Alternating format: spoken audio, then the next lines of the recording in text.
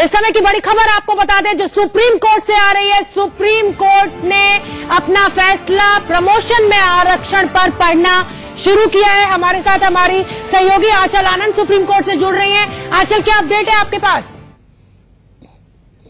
देखिए, ये केंद्र सरकार के लिए बहुत बड़ा झटका है। चुनावी साल है और केंद्र सरकार के जिस तरह से एक इमेज बनाने की विपक्ष द्वारा कोशिश की गई थी कि दलित विरोधी है, क्योंकि SC/ST कानून को लेकर भी सुप्रीम कोर्ट का फैसला आया। ऐसे में केंद्र सरकार के लिए बड़ा झटका है, क्योंकि सुप्रीम कोर्ट 5 जजों की बेंच का फैसला, जो कि नागराज जजमेंट 2006 का था, उसको एक लार्जर बेंच को रेफर नहीं कर रही है।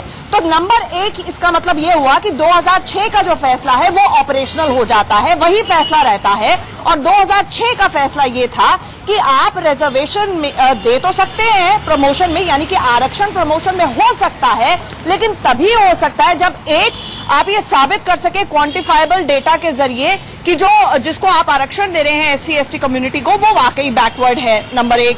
नंबर 2, इससे एडमिनिस्ट्रेटिव एफिशिएंसी किसी डिपार्टमेंट की सफर नहीं करती है और बहुत कंपेलिंग रीजंस होने चाहिए ये आरक्षण देने के लिए। तो ये सब चीजें जब होंगी तभी जो प्रमोशंस हैं उसमें आरक्षण होगा। यहाँ पे जो तमाम केंद्र सरकार का ये कहना था कि देखिए 2006 का तो जजमेंट हम लागू ही नहीं कर सकते क्योंकि अनइम्प्लीमेंटेबल है। आपके जो डेटा है वो कंटिन्यूअस फ्लक्चुएट करते रहते हैं, तो हम ये कैसे पता लगाएंगे। और उन्होंने ये भी कहा कि हजारों साल से अगर कोई बैकवर्ड है तो अगर उसका प्रमोशन नहीं करेंगे और उसको एक इक्वल पायदान पर नहीं लेकर आएंगे तो फिर ये प्रिज्यूम कर लेना चाहिए, मतलब ये मान लेना चाहिए कि वो वाकई बैकवर्ड है, उसके लिए दोबारा डेटा कलेक्ट करने की जरूरत नहीं है। तो केंद्र सरकार ने पुरजोर तरीके से ये वकालत की थी कि देखिए 2006 का जजमेंट है, उसको एक तरह से रिव्यू करने की जरूरत है, रीलुक करने की जरूरत है, पुनर्विचार करने की जरूरत है, क्योंकि ये अनइम्प्लीमेंटेबल जजमेंट है। केंद्र सरकार ठोस तरीके से ये कहती आई है कि प्रमोशन में आरक्षण होना चाहिए और इसके लिए डेटा कलेक्शन की कोई जरूरत नहीं है। तो एक ये झटका ये है कि सुप्रीम कोर्ट ने अगर ये कह दिया कि 2006 का जजमेंट ऑपरेशनल है। इस दौरान शोभना हमें देखना होगा, क्योंकि ये देखिए फैसला जब आता है तो सिर्फ ऑपरेटिव पोर्शन पढ़ा जाता है जी।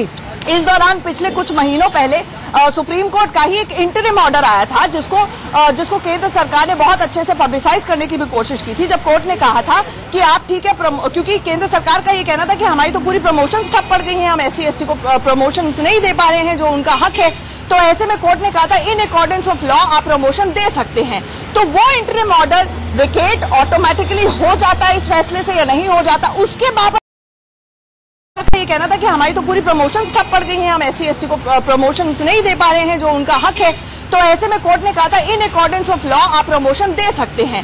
तो वो इंटरिम ऑर्डर विकेट ऑटोमेटिकली हो जाता है इस फैसले से या नहीं हो जाता, उसके बाबत कोर्ट ने क्या कहा है उसका हमें इंतजार रहेगा। लेकिन सबसे बड़ी खबर यही आ रही है कि प्रमोशन में आरक्षण हो सकता है, जो कि 2006 का भी फैसला था, लेकिन जब तक चेक्स एंड बैलेंसेस नहीं होंगे इसे एक राइट की तरह नहीं माना जा सकता है। एंट्री लेवल पे, यानी कि मान लीजिए अगर कोई IAS अफसर एक बारी बन गया तो कोर्ट ने ही पूछा था कि देखिए उसका परपोते को क्या वाकई आरक्षण की जरूरत है, क्योंकि वो तो IAS बन चुका है, IT कमिश्नर बन चुका है, तो ये परपेचुअली हमेशा के लिए कैसे हो सकता है। तो मुझे लगता है इन्हीं दलीलों के ऊपर ही कोर्ट ने अपना फैसला बेस किया है और 2006 के फैसले को रिव्यू नहीं किया जा रहा है। ऐसे में इसकी इम्प्लीकेशन यही है कि आरक्षण में प्रमोशन जो होगा तो उसके लिए जो प्रक्रिया तय की गई थी 2006 के फैसले द्वारा, जो किसी सरकार ने नहीं की है, चाहे वो UPA हो चाहे NDA हो, तो जाहिर तौर पर ये मामला अब अधर में लटक जाता है और ये चुनावी साल में हो रहा है। शोभना, इसकी इम्प्लीकेशन आंचल में एक बार फिर, क्योंकि बहुत बड़ा फैसला है और बहुत लोग इससे प्रभावित होंगे, एक बार मैं फिर आपसे ये कहूंगी कि 2006 के उस फैसले को हमारे दर्शकों के लिए दोहरा दें जो हमसे अभी अभी जुड़े हैं, कि 2006 का वो क्या फैसला था जिसको सुप्रीम कोर्ट ने आगे बढ़ाने से इनकार कर दिया है। देखिए 2006 का नागराज फैसला ये था, कुल मिलाकर सरकार ने संविधान को संशोधित किया और उसके तहत 16(4)A आर्टिकल 16(4)A में ये अमेंडमेंट लेके आए जिसके तहत रिजर्वेशन दी जा सकती है, यानी आरक्षण दिया जा सकता है प्रमोशन में। इसको सुप्रीम कोर्ट में चैलेंज किया गया था। इस पर संविधान पीठ ने अपना फैसला सुनाया कि हाँ, आरक्षण हो तो सकता है और 22.5% की आरक्षण SC/ST को दिया जा सकता है, लेकिन इसी शर्त पर कि सबसे पहले तो आप एक क्वांटिफाइबल डेटा कलेक्ट करेंगे।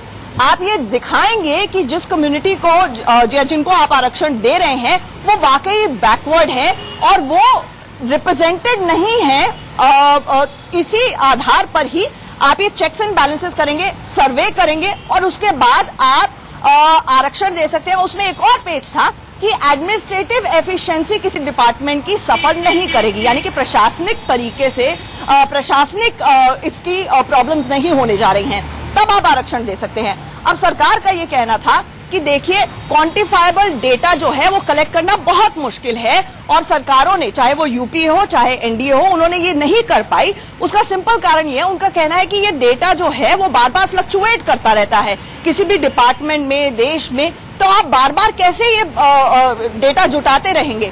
तो सरकार का यही कहना था कि देखिए प्रिज्यूम कर लेना चाहिए कि एक कम्युनिटी, हमने पहले से ही कह दिया SC ST है, जब एंट्री लेवल के ऊपर हम उसको रिजर्वेशन दे रहे हैं तो प्रिज्यूम कीजिए प्रमोशन के लेवल पर भी वो पिछड़ी है, क्योंकि ये कई हजार साल से उनका शोषण होता आया है। उनको इस प्रोटेक्शन की, आरक्षण की जरूरत है, जिस पर कोर्ट ने बार बार पेचीदा सवाल किए थे।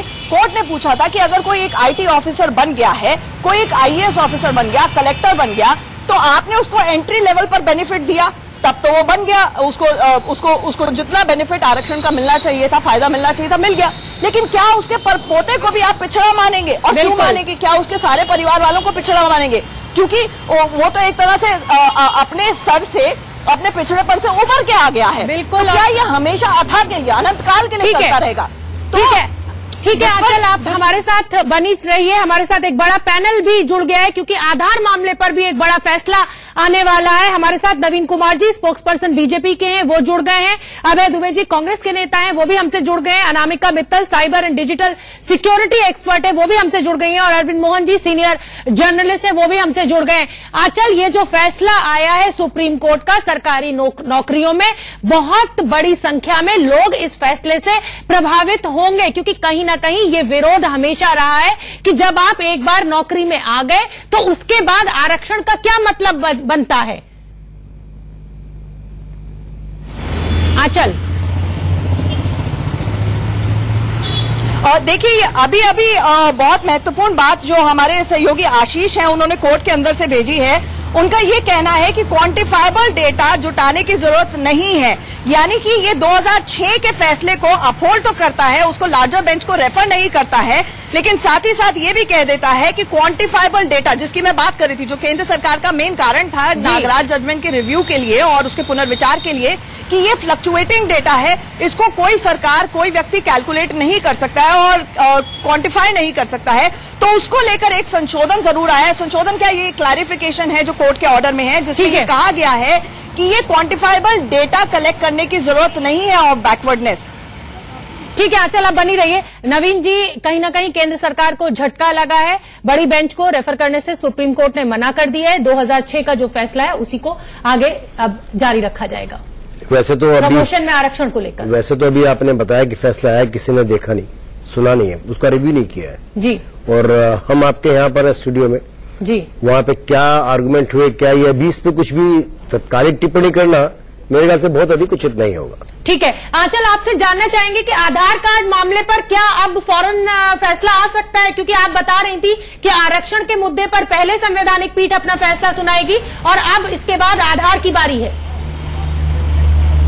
बिल्कुल, आधार की बारी है और ये फैसला क्योंकि सुनाया जा चुका है तो बेंच को रीअसेंबल करने में शोभना करीब 5 से 7 मिनट का वक्त लगता है, क्योंकि जिन्होंने आधार मामले की सुनवाई की थी 5 जजों ने, वो डिफरेंट है, और जिन्होंने SC ST के मामले में अपना फैसला सुनाया है, आरक्षण में प्रमोशन का मामला जो है, वो अभी वो कोर्ट से उठ चुकी है, कोर्ट नंबर 1 से। तो बस हम एक्सपेक्ट कर सकते हैं कि 5-7 मिनट में दूसरी बेंच आएगी और अपना फैसला सुनाना शुरू करेगी। और जो हमारे सूत्र हमें बताते हैं कि 3 उसमें फैसले होंगे, 5 जजों ने सुना है, तो उसमें भी हमें देखना होगा कितना यूनानिमस वर्डिक्ट है, नहीं है, और मेजॉरिटी ऑफ द जजेस, यानी मेजॉरिटी वर्डिक्ट क्या होता है, ये हमें देखना होगा। ठीक है आंचल, आप बनी रहिए। अरविंद मोहन जी, कहीं ना कहीं बहुत लोगों को प्रमोशन में आरक्षण का ये फैसला प्रभावित करेगा। निश्चित रूप से ब्यूरोक्रेसी में जो अभी हालत है और जिसको लेके खासतौर से SC ST ब्यूरोक्रेट्स में नाराजगी रही है कि टॉप पोस्ट पे उनका प्रेजेंस काफी कम है जी, और उनका मानना है कि बार बार जो उनकी सर्विस रिपोर्ट दी जाती है या उनका प्रमोशन का जो भी रिकमेंडेशन होता है उसमें पक्षपात होता है ऊंची जाति के लोगों के द्वारा। तो ये इशू असल में आरक्षण का मसला इक्वलिटी का नहीं है, ये एक तरह से सिमेट्री का मामला है। और जिस तर्क से कुछ लोगों को ऊपर बड़े पद पे बैठाने से आरक्षण का एक पर्पज साबित होता है कि एम्पावरमेंट कुछ लोगों का हुआ, बाकी समाज अपना मानेगा कि हम उनके साथ हैं। लेकिन चलिए ठीक है, वही हाल प्रमोशन में भी है। तो प्रमोशन नहीं होने से काफी सारे एक लेवल पे एंट्री पाने के बाद काफी सारे SC ST ऐसे अफसर थे जिनको लगता था कि उनका प्रमोशन सिर्फ इसलिए रुक गया है कि वो दलित हैं, दलित होने से उनको प्रमोशन